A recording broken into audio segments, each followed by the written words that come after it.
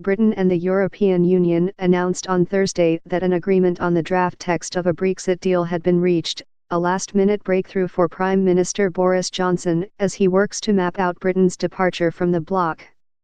Writing on Twitter, Mr. Johnson called the agreement a "great new deal that takes back control," and said that Parliament would vote on the deal on Saturday. "We've got a great new deal that takes back control. Now Parliament should get Brexit done on Saturday so we can move on to other priorities like the cost of living, the NHS, violent crime and our environment. Get Brexit done. Take back control." Jean-Claude Juncker, the European Commission's president, confirmed that a deal had been reached and noted that a revised arrangement on Northern Ireland was part of the agreement. European leaders later unanimously endorsed the deal during a summit in Brussels and formally sent it to the British Parliament for ratification. While the European leaders who spoke about the arrangement during a Thursday evening news conference lauded the deal, the moment was bittersweet for some of the leaders who had long supported Britain remaining in the bloc. "What I feel today is, frankly speaking, sadness because in my heart I will always be a Remainer," Donald Tusk, the European Council president, said. Mr. Johnson may have struck a deal with Brussels, but in doing so he appears to have turned his back on a group of 10 lawmakers from Northern Ireland's Democratic Unionist Party, who said on Thursday that they did not support the agreement. The party has been a crucial ally in the British Parliament, helping the Conservatives to remain in government despite not holding a majority. During a joint news conference with Mr. Johnson in Brussels later in the day, Mr. Juncker said that after much hard work they had reached a fair, balanced agreement that provided certainty where Brexit provided uncertainty. Mr. Johnson said that the agreement represented a very good deal for both Britain and the European Union, but he did not address questions about how he would persuade Parliament to pass it. At a later news conference, he again deflected questions about how he would convince lawmakers, saying he was sure his colleagues see the merit of supporting it. Key to securing European agreement on any deal has been approval from Ireland, a European Union member, which wants to ensure that there will not be a hard border between it and Northern Ireland, which is a part of the United Kingdom. Writing on Twitter, Ireland's Prime Minister, Leo Varadkar, called the agreement a unique solution for Northern Ireland that respects its unique history and geography. Prime Minister Boris Johnson's moment of glory evaporated almost instantly after he announced the Brexit deal, with his allies in the Democratic Unionist Party of Northern Ireland denouncing the agreement. But Mr. Johnson forged ahead anyway, apparently calculating that whatever the fate of the deal, he would be politically rewarded for having tried. No policy is more important to Mr. Johnson's leadership than his vow to pull Britain out of the European Union by October 31. But after opposition lawmakers cut off his path to a no-deal Brexit, the Prime Minister had little choice but to quickly try for a deal. Now he will be able to say that he has secured an agreement, including concessions from European leaders that many had thought impossible. Getting the deal through Parliament would require uniting his fellow Conservative Party members and picking up enough support from opposition lawmakers, an uphill task for a leader who last month expelled 21 party members after they rebelled against him by voting for a measure to prevent a no-deal Brexit. But it could happen. If Mr. Johnson manages to pass the deal, it would cement his status as the Prime Minister who delivered Brexit and would allow Britain to turn to domestic issues. But if Parliament blocks the deal, Mr. Johnson could use that as fodder for a populist campaign in an election that is almost surely around the corner. Some analysts see the scenario as a win-win for a beleaguered Prime Minister. Others believe the New Deal leaves him exposed in an early election. And representatives of the Brexit Party, Mr. Johnson's insurgent rivals on the right, were already calling the deal a sellout. Michel Barnier, the European Union's chief Brexit negotiator, laid out what he saw as the most important elements of the deal in an address to the news media shortly after the announcement. In the deal, Northern Ireland would remain aligned to a limited set of EU rules, notably related to goods, he said. As a result, all procedures on goods will take place within the United Kingdom, and not between Ireland and Northern Ireland. the British authorities would be in charge of carrying out the controls. Mr. Barnier added that to square the circle on the question of customs duties, negotiators had decided that the British authorities would apply tariffs on products coming from third countries, so long as those goods entering Northern Ireland are not at risk of entering Europe's single market. The European Commission released a copy of the draft withdrawal agreement shortly after the deal was announced. For goods traded into the European Union's single market, including those traded across the border into Ireland, a member of the bloc Mr. Barnier said that the British authorities would be responsible for imposing European Union tariffs. Mr. Barnier also said that 4 years after the protocol begins, Northern Ireland's legislature, which has been dissolved since January 2017 amid sectarian disagreements, would be able to decide by a simple majority whether to continue applying the rules. Regarding any possible extension of the Brexit deadline, currently October 31, another European official said in a press appearance with Mr. Johnson that there would be no need to push it back. The comment, from Jean-Claude Juncker, the European Commission President, was interpreted by some as blocking the prospect of an extension, an outcome that could suit Mr. Johnson by applying pressure on Parliament to approve his deal. But Mr. Juncker is in no position to rule out an extension, even though he could suggest that the European Union make such a move to help Mr. Johnson persuade British lawmakers. Based on the bloc's rules, any decision on a Brexit extension would require unanimous agreement among the leaders of its 27 other member states. The Northern Ireland-based Democratic Unionist Party presented a stumbling block to Prime Minister Boris Johnson's deal for Britain's withdrawal, announcing its opposition just hours before he was set to travel to Brussels for a European Union summit meeting. In an early morning statement on Thursday, the party said that it would continue to work with the government toward a sensible deal, but that it could not support the current proposal because of the tax arrangements involved. After the announcement of the deal, the DUP said it still did not support the agreement and said it drives a coach and horses through the professed sanctity of the Belfast Agreement, also known as the Good Friday Agreement, which in 1998 laid out the framework for peace in Northern Ireland. The DUP said the Brexit deal was not in Northern Ireland's long-term interest, and that it would hurt Northern Ireland's economy and undermine the integrity of the United Kingdom. The Conservative Party has relied on the Democratic Unionists to remain in government since it lost its majority in a 2017 election, and their support for a Brexit deal is thought to be crucial for Mr. Johnson to get his deal through Parliament. Some staunch Brexit supporters in Parliament have said previously that they would back a deal only if the DUP also did, although some of them hinted on Thursday that they would be willing to back a deal even without the Northern Irish lawmakers on board.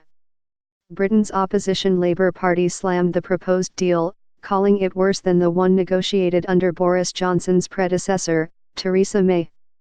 But plans for trying to put the agreement to a public vote, an idea floated by Labour on Thursday afternoon, later appeared to be on hold as lawmakers opposed to Brexit feared that they did not have enough support for such a move in Parliament. Some Labour lawmakers have argued for giving voters a chance to choose between leaving the European Union on Mr. Johnson's terms or abandoning Brexit altogether. They want to attach an amendment to Mr. Johnson's deal which will be put to Parliament on Saturday that would allow the deal to pass only on the condition that the public vote on it in a referendum. If Boris Johnson has confidence in his deal, he should put it back to the people in a public vote against Remain, and that is an argument we will be making on Saturday, Keir Starmer, Labour's lead lawmaker on Brexit, said on Twitter. The party's leader, Jeremy Corbyn, said in a statement that he wanted to give the people the final say in a public vote. But he was more equivocal in televised remarks to reporters, avoiding a question about a Saturday vote on whether to hold a second referendum and saying that his priority was to vote down Mr. Johnson's deal. Some Labour lawmakers worry about being seen to support Mr. Johnson's deal, even on the condition that it be put to a public vote. Others are hesitant to back a second referendum at all, fearing that it would hurt the party's chances with those who support Britain's withdrawal from the European Union. Labour's official policy is to negotiate its own Brexit deal and put that to a second public vote, letting people choose between leaving on Labour's terms or staying in the European Union.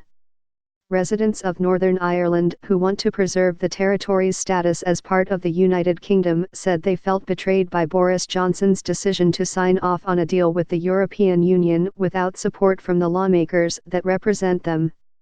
"We knew we would be thrown under the bus in some way or another," said Sean Harrington, who lives in the mostly Protestant and Unionist area of the city of Derry. The Unionist ethos is built on a desire to remain part of the United Kingdom, and many fear that the new agreement threatens that arrangement. "They want us to carry the burden of all the negative impacts leaving the EU will have on the economy," Mr. Harrington said as he watched news of the agreement on a cafe television. "It's easy for all the politicians to get up on the telly and say the Irish issue has been solved. They don't live here." Some fear that having checks and procedures on goods coming into Northern Ireland that differ from policies for the rest of the United Kingdom will push the territory into closer alignment with the neighbouring Republic of Ireland, a member of the European Union.